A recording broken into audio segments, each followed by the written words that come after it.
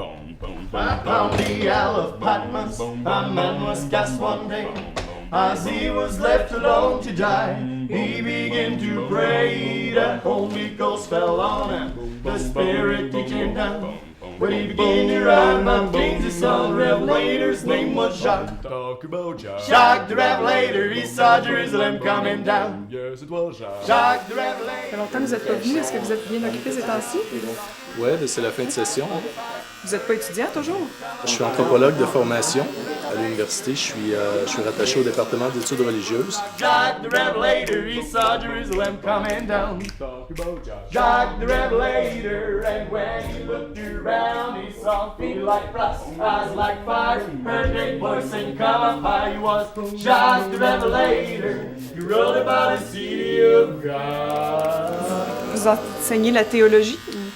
Non, j'enseigne surtout l'anthropologie de fait et ce qu'on appelle les sciences humaines des religions, c'est-à-dire la façon dont on perçoit la religion dans une perspective peut-être davantage anthropologique et sociologique. Et on essaie de voir à quoi sert le religieux en fait dans la société.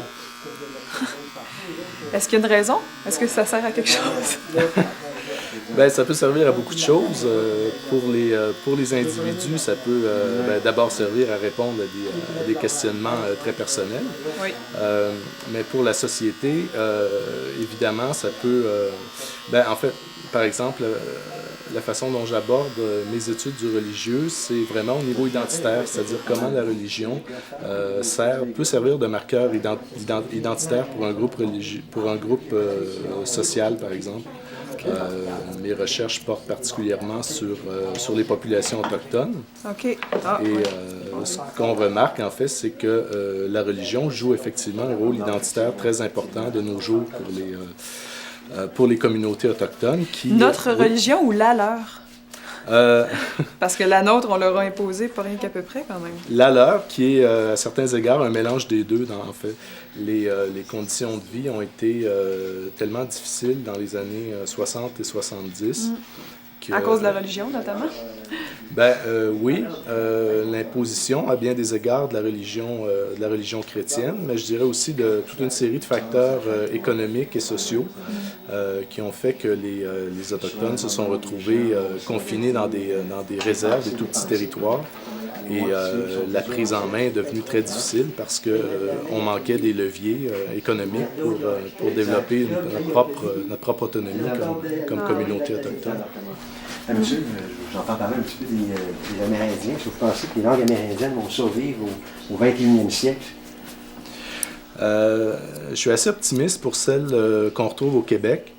Je pense qu'au Québec, beaucoup de populations autochtones ont une certaine longueur d'avance dans la mesure où ils maîtrisent leur système d'éducation, ce qui leur permet d'inclure au primaire et au secondaire des cours de langue maternelle, en fait. Justement, par chez nous, dans ma langue maternelle, le Mohawk, on va dire pour l'être humain, souvent j'entends parler des Québécois d'Autochtones, d'Amérindiens. C'est quoi la différence fondamentale entre un Autochtone et un Amérindien? En fait, je dirais que les chercheurs ont peut-être plus tendance à parler d'Autochtones parce que, en fait, on se réfère peut-être à la définition, je dirais, ou la reconnaissance constitutionnelle des Autochtones au Canada depuis 82. La loi constitutionnelle du Canada, donc, reconnaît ou garantit les droits des Autochtones, et on inclut dans le terme autochtone à la fois les Indiens, ceux qui sont reconnus au sens de la loi sur les Indiens, les Métis et les Inuits. Donc on a tendance à prendre ce terme-là qui est plus englobant, mais en même temps, vous avez raison, ça cache une certaine réalité dans la mesure où chaque communauté autochtone, chaque nation autochtone a sa façon de se désigner elle-même. Vous devez travailler en équipe à l'université? Oui, tout à fait.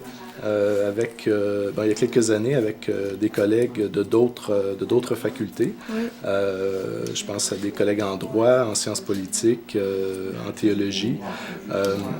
On a lancé un groupe de recherche qu'on appelle le SODRUS pour Société, droit et religion. Oui.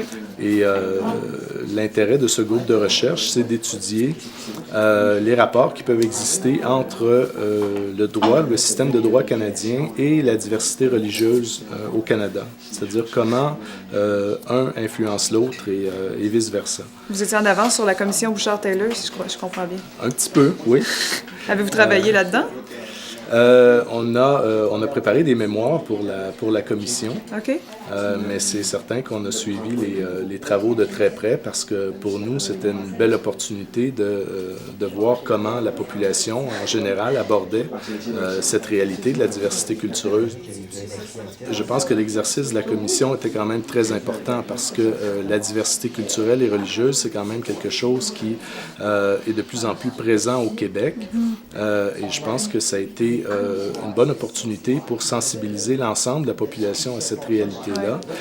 Et je pense que lorsque d'autres défis vont se présenter en termes de cohabitation interculturelle au Québec, bien déjà, on aura un peu réfléchi sur cette question-là et on sera pris moins au dépourvu. Bouchard-Taylor, est-ce qu'on peut parler d'un balbutiement de façon de communiquer? Parce qu'il y a peut-être d'autres façons d'essayer d'échanger aussi que dans un truc si concret que ça, quand même. En fait, je pense que la commission a bien démontré que c'était faisable de dialoguer entre nous. Mais maintenant, pour qu'un dialogue soit constructif, il faut se doter d'un certain nombre d'outils, je pense. Et à ce niveau-là, sans doute que les universitaires ont un rôle important à jouer. Une de ces façons, je pense, c'est ce que l'Université de Sherbrooke a choisi de faire depuis peu, c'est-à-dire d'offrir un programme de formation à des gens qui souhaiteraient devenir des médiateurs interculturels, c'est-à-dire des gens qui seraient outillés pour justement faciliter les dialogues entre membres de communautés culturelles. Au sein même d'une compagnie ou plutôt au sein du gouvernement? Ou... Ça peut être dans différents milieux, c'est-à-dire partout où il y a des enjeux qui émanent de l'interculturalité. Ça peut être dans le milieu scolaire, par exemple, ça peut être dans le milieu de la santé, dans les services publics. Okay. Oui, la santé, mettons, c'est ça, hein? Dans un hôpital, j'imagine qu'il y a...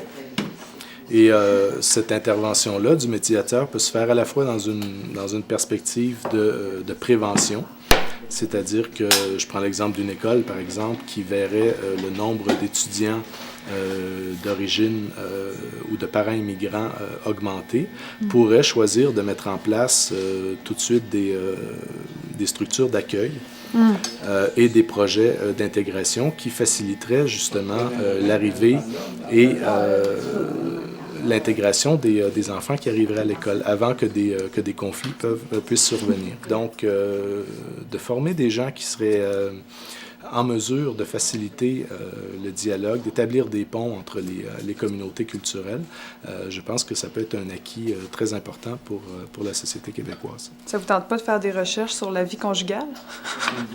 Sur la vie conjugale? Des médiations pour la vie conjugale? Il me semble qu'il y aurait beaucoup de progrès à faire là-dedans. À ce niveau-là, il y a des juristes qui s'en chargent très bien. Oui, tout à fait. Mais dans toutes vos recherches, j'imagine que vous devez constater à quel point il y a des conflits dans la société. Est-ce que on est en train de s'en aller vers une guerre interculturelle? Non, pas du tout. Je pense qu'au contraire, ce qu'on remarque en fait, c'est que les gens dans la société québécoise sont très ouverts à la différence. Il s'agit simplement de faciliter les rapprochements, les dialogues, et je suis assez optimiste que tout devrait bien aller. Oh, vous êtes rassurant, c'est bien. Est-ce que c'est correct, là? Parfait. Ça prend beaucoup de talent pour faire quelque chose avec des cheveux comme ça. Merci beaucoup. Bonne soirée, bonne journée. Boom, boom, boom, boom, boom, boom. Upon the Isle of Patmos, a man was cast one day. As he was left alone to die, he began to pray. The Holy Ghost fell on him. The Spirit he came down. When he began to write about things, he saw the Revelator's name was Jacques. Jacques the Revelator, he saw Jerusalem coming down. Yes, it was Jacques. Jacques the Revelator, and when he looked around, he saw feet like brass, eyes like fire, heard a great voice sing, come up high. He was Jacques the Revelator, wrote about the city of God.